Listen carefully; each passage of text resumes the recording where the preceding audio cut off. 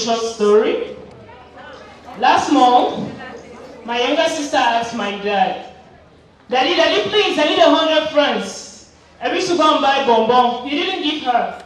She went to my mom and she was like, Mommy, please, I need 100 francs. Or could you ask Daddy to give me? And behold, at the end of the day, she was giving 100 francs. The importance of the Student Government Association is that intermediator between the students and the administration, just the way the mom did between the daughter and the father. That is it. Then, we are not only here to take your challenges to the school administration, no, but what do we want? We want a situation where students are being informed of the various activities that take place in school, the various offices. They should be aware of the fact that this office does this. That is also the rule of the Student Government Association. That is what we want, and that is why we are here, to solve your problems, to be at the center of all what you want. Thank you very much.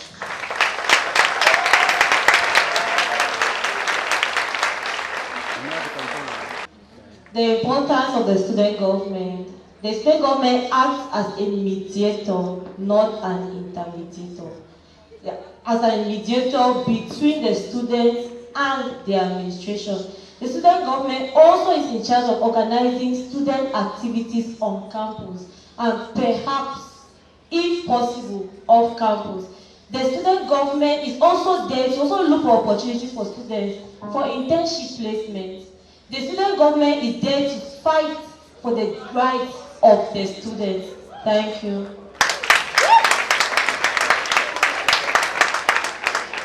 Good afternoon to everybody, all protocol due respect. With the recent cabinet reshuffle ministerially, with the structures, they don't even need the student government. But if there's a student government, then there's a particular reason. I'll tell you, brothers, the student government is a liaison between the faculty, the staff, the administration, and the students. The student government is that body that will stand and die for the students. The student government president is not a ceremonial president, but he is a president to defend the right of the students with the administration. I'll take an example for excellence. An example for excellence. The school says we pay 75% of the fees. Administratively, it's correct. The school runs on our school fees. The school does everything with our school fees. But what is the position of the student government vis-a-vis that issue?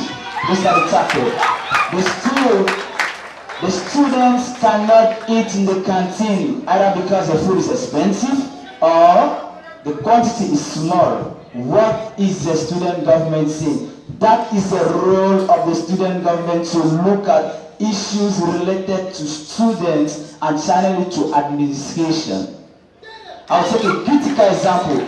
The Greek government is owing. Thank you very much, Madam Governor. Thank you.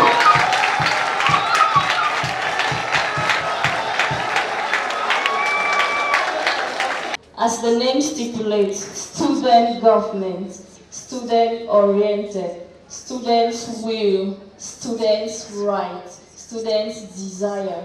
If the student government is not student-oriented, who will it be? The importance of the Student Government Association is the fact that the Student Government Association acts as a mediator between the administration and the students. We are the voice of the students towards the administration, be it academically, be it social, be it spiritually, be it a sport affair, be it individual. We are a voice towards the administration. That is the role of the Student Government Association. Let me take a critical example. The tickets, the bus fare tickets, the students may find it expensive. It is the role of the student government to bargain for a reduction of the bus tickets, if the administration is okay. It is the role of the student. Let me take another example. The student government is there for the welfare of the students.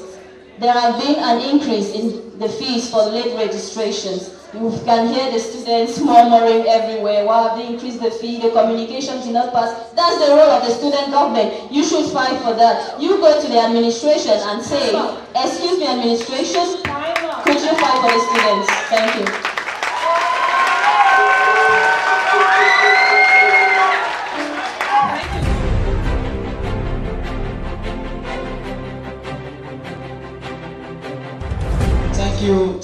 Thank you for that question.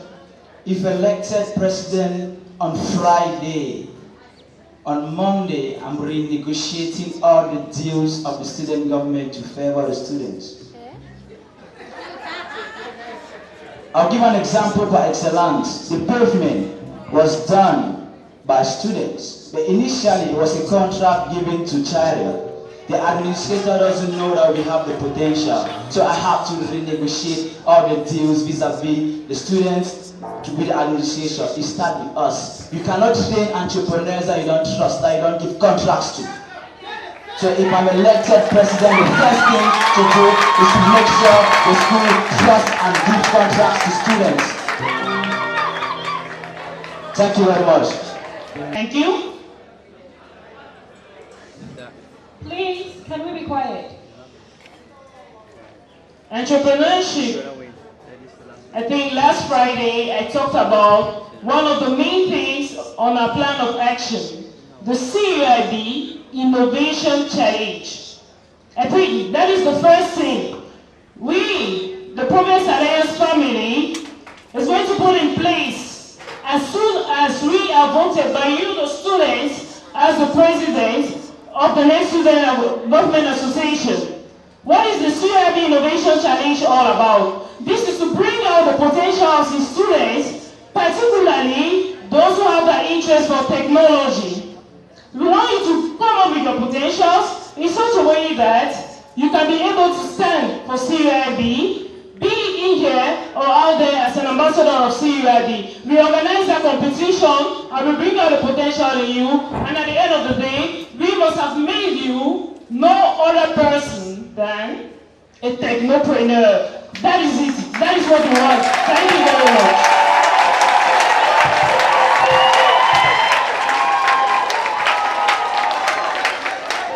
Thank you for that question.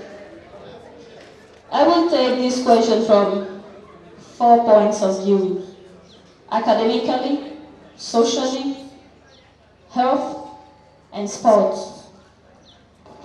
Academically, they say entrepreneurship is all about innovation or adding value.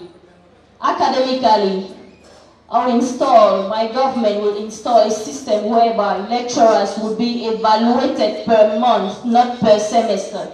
Because per semester, it is already too late. So the lecturer might have already caused some damages. So students will have the opportunity to evaluate their lecturers per month. On the other side, a program will also be devised for lecturers who are as well competent for awards to be given to them per month. Thank you very much. Now, concerning the social point of view, we are going to make sure the athletes of CUIB, the competitive spirit of the athletes of CUIB should be revived by reorganizing the Chancellor's Championship, which is one of the flagship traditions of CUIB, failed to be organized by the last government. Thank you very much. Thank you very much for that question. Please, how many of us want to go to the US? If you want to go to the US, belong to EOC movement.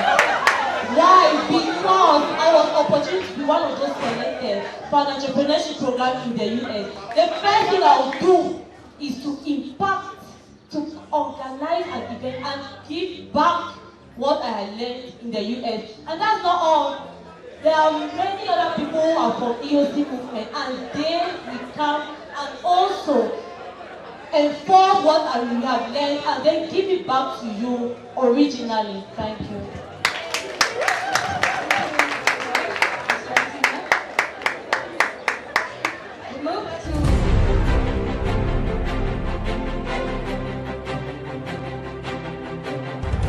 very much for that good question. The first thing I would do is concerning the mentorship program of students in CUIB. Mentorship is a system of continuability, that is sustainability. It should be installed in a manner that it occurs yearly. That is, a senior could mentor a junior, or a sophomore could mentor a freshman. That is a program of continuity and sustainability. Apart from that, we are going to install a network whereby alumni students should meet frequently with the current students of CUIB. What are the advantages of this? An alumni today could become the Director General of EcoBank tomorrow, and he can place his fellow brother in CUIB. That is continuity, that is sustainability.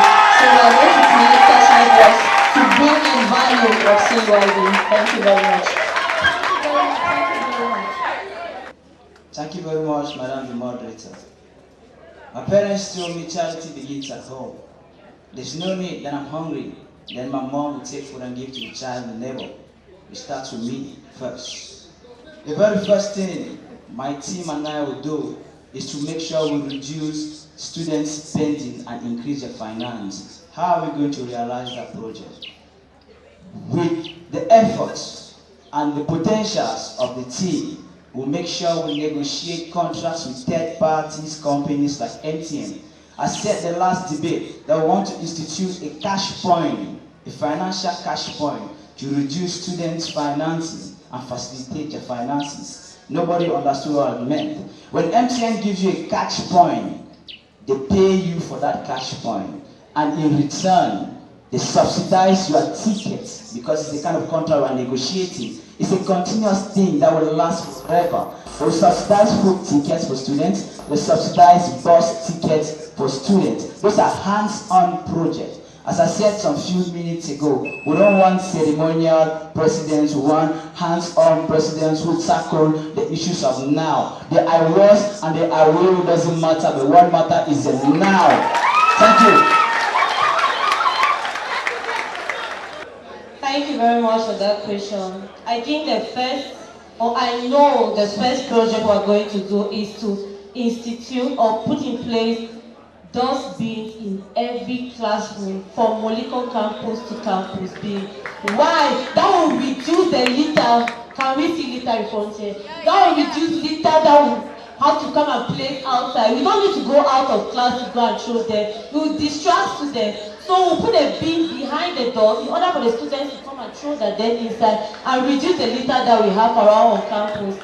The next project we are going to take upon ourselves is going to be in terms of spirituality.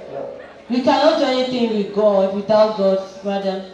So in terms of spirituality, we are going to organize talks especially for Foculare. Foculare movement are those concerned with EOC. So those people are come to school and then talk to us about the EOCR. It's very embarrassing when students are running out of campus because of the EOCR. So they'll come and talk to us about the importance, and that when the students understand the importance of the EOCR, they will not run out of campus again. As a matter of fact, they will just stay put wherever they are and pray and come down here and also pray as Catholics. So with that in mind, it's also a way of continuity, because when you understand something, when you comprehend totally what something means, it lasts forever, because knowledge is power. Thank you. Thank you, too. CUIB is the entrepreneurial you. Everything is centered about entrepreneurship in CUIB.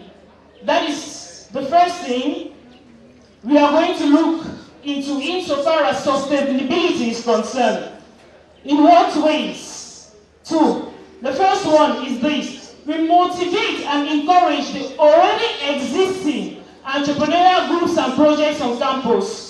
How does the student government go about doing this? We can sponsor them, we can have a session with them, try to discuss with them, so that their product could be feasible and realizable. Because at the end of the day, they sell the image of the school outside there, and they get something in return. And a percentage is sent back to the school, to the Student Government Association, and then the school. In that way, we are working on the sustainability of the school. Then the second thing is this. We will not just do volunteerism for the sake of us. How do I link it? We go in looking for partners to volunteer for them. By volunteering with them, we in return gain experiences to come and impact it in CIB. That is what we want. In that way, we have gained experiences, the companies have gained experiences, and we are not working for us, but at the end of the day, we have the skills and we are impacting it in our university.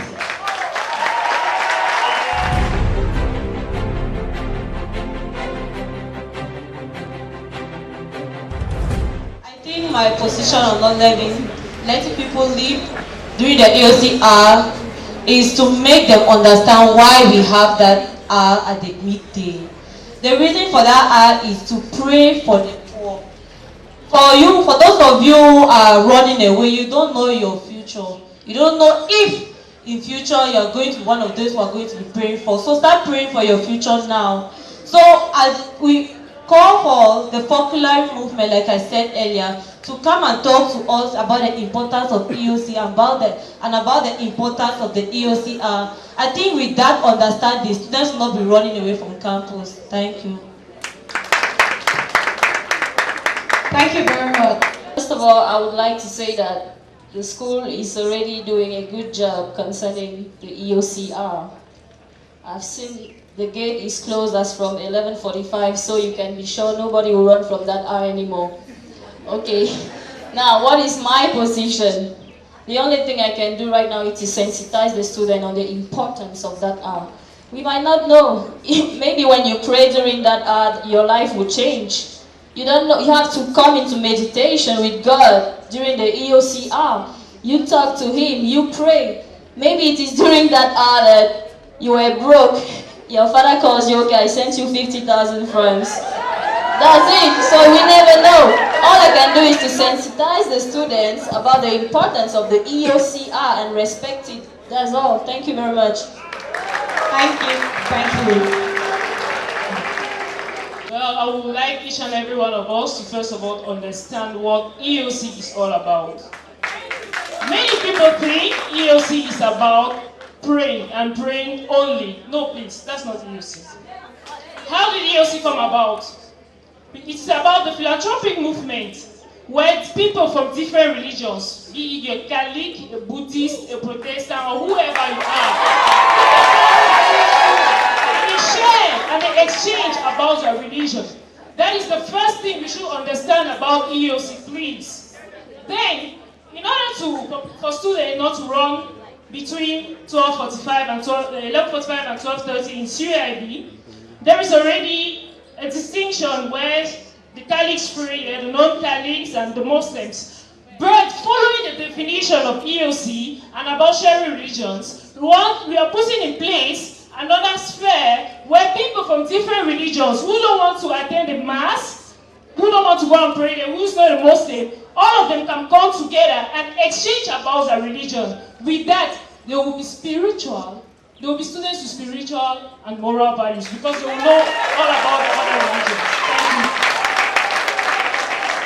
Thank you. A few minutes ago, I said I will, and I was, doesn't matter. It's the noun that counts, right? And EOC, the R of EOC is a noun, right? So my position and my team's position vis-a-vis that issue. We believe, and everybody here knows, that leaders lead people, and people. Leaders have followers, right? If these noble students choose the right leaders because they believe it's a leader that knows the way, goes the way, and shows the way, that wherever the leader is, they will want to be with him. That's the truth. If the leader goes for EOC, his people who come for EOC. If the leader is a radical leader, his people will be radical, and we don't groom radical people in CIB. Say amen. Thank you very much, ladies and gentlemen. Thank you.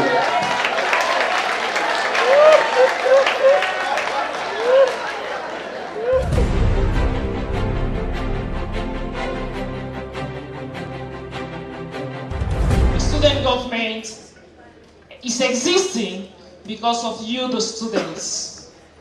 Your worries. I earlier mentioned on Friday that if you have any worry, you could walk up to me because I have that motherly attitude to listen. But let me ask this question. Do you know why God gave us 2 ears and 1 mouth? Do you know why? So that we could listen more and talk less. That is what we want. That when students have a worry, when they have a concern, we listen to them and talk constructively with the administration. We pose them the problem because we believe that dialoguing and not fighting with the administration, there will always be a solution. If you pose your problem normally, there's going to be a solution. That is just it. There's no magic about it. Thank you.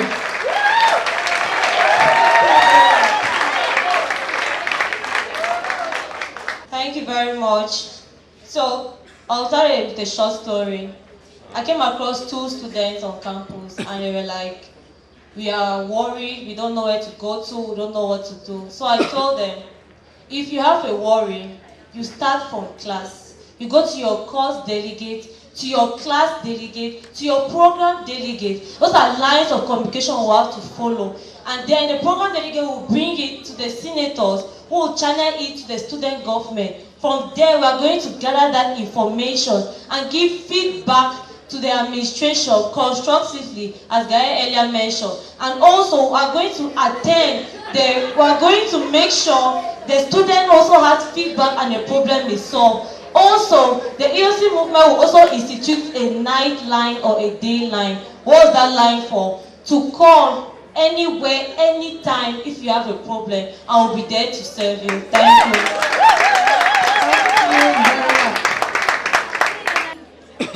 There's no magic. There's no democracy when it comes to truth. The truth must be spoken, even if it's bitter. Even if the people want to die, there is a truth, because we stand by the truth. The values that we have make us who we are. So, to intercede on students' issues and listen to them, I like what my female colleagues are saying. They've been saying it the whole of last academic and the years before we had. But we saw a government, instead of listening in the way they are saying, had a basketball project of 38 million to construct a field, whereas our students were facing problems, right? That's the kind of leaders we have. That's the kind of leaders they project. Whereas we talk about it now, it's simple. There's no magic. There are lines of communication already stated by the administration. As I said earlier, reality, CUIB does not need Stuga, but if Stuga is there, it's to make sure we follow those communication paths. And I would prefer of practical and the now leaders than the I will and the I was. Thank you. Very much. First of all, the government will provide suggestion box in all the lecture halls. Those suggestion boxes will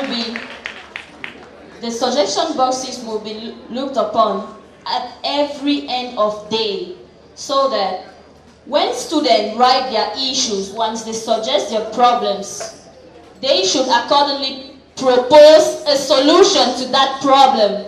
The matter is not just pressing problems.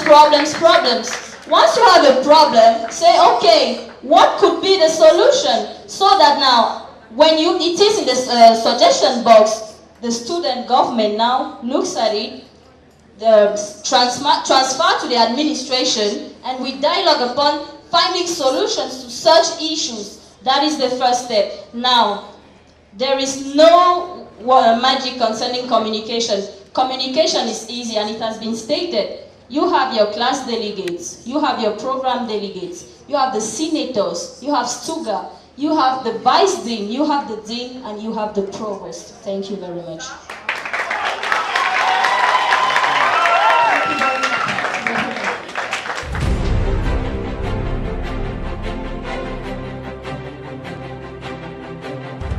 What I have done for this school, first of all, I have served heartlessly in the Student Government Association for 3 full years. Next, I have been into so many associations. The League Association, Leadership, Entrepreneurship, and Environmental Consciousness. We went to seminars in the various schools of the Southwest region, REPACOR, St. Francis in Kumba, Sase, and just to name a few. We were given leadership seminars on environmental consciousness, leadership, and so forth and so forth.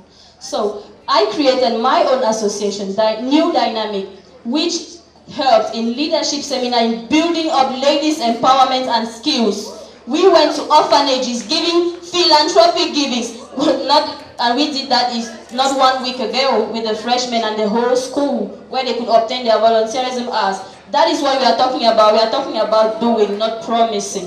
What have I done for CUIB? I've worked tirelessly in the sales of tickets during the trade. Thank you very much.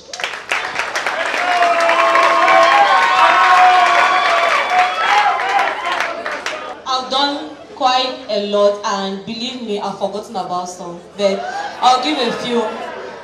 The library which we have at Wokaka, when it was present here on campus, I registered those books in the books. I put those books on the shelf. That's an activity I carried out. I represented a school in the States, and I came back. If I had scored that, nobody would go from this school again. That is what we call community service and thinking of other people.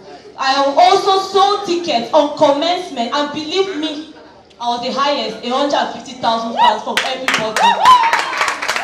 I've also worked in the student government for 2 years as Secretary General, and that particular person holds the student government at hand. I have dry cleaned, mopped that building.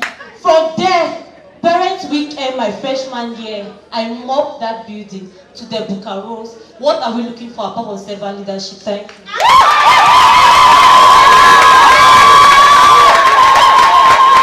When Father asked that question, he looked at me. I thought he was talking to me directly. And glory be to God, it was a global question. And we happen to be the active students here, all of us. We are very active. When you see those activities, all of us.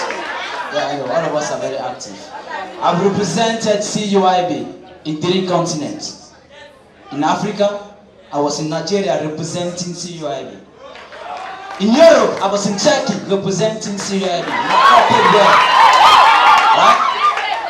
In Asia, I went as CUIB, not as Adelph. In Bangkok, I was CUIB, not Adelph. That is CUIB. I've worked for the Student Government Association, you all know, right? I've represented the image of the university during the Business Plan Challenge. My video on YouTube is among the most viewed videos. That is the image for CUIB. Thank you very much. Dear students, I have not just done things. Even at this point in time, I am just doing it. I have been working with Kavik for the past years. And even up to this date, I am still working with Kavik, today known as CUIB Communication Services. It is for the love I have for CUIB. That is one thing. Nationwide, I have represented CUIB during sport competitions. That is being an ambassador of CUIB. I am a basketballer in CUIB. 2 things. I have worked with the student government. I was the executive coordinator of communication. Wherever or which other years we hear of audio broadcasts in the buses about students' news, I did it. The CIB that came up, who did it?